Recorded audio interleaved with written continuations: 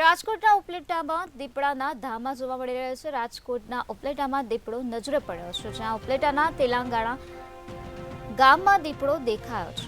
દીપડો આરામ કરી રહ્યો હોવાનો વિડીયો સોશિયલ મીડિયામાં વાયરલ થયો છે। દીપડો દેખાતા લોકોમાં ભયનો માહોલ છવાઈ ગયો છે, ત્યારે ફોરેસ્ટ વિભાગને ગ્રામજનોએ જાણ કરી હતી। ફોરેસ્ટ વિભાગ દ્વારા તપાસ શરૂ કરવામાં આવે છે, ત્યારે દીપડો દેખાતા વન વિભાગને જાણ કરવામાં આવી હતી, ત્યારે વન વિભાગ દ્વારા કાર્યવાહી હાથ ધરવામાં આવી છે। રાજકોટના ઉપલેટામાં દીપડાના ધામા જોવા મળ્યા છે। ત્યાં ઉપલેટાના તેલાગણા ગામમાં દીપડો નજરે પડ્યો છે, જ્યાં દીપડો આરામ કરી રહેલો જોવા મળી રહ્યો છે। દીપડો આરામ કરી રહ્યો હોવાના વિડીયો પણ સોશિયલ મીડિયામાં વાયરલ થયા છે।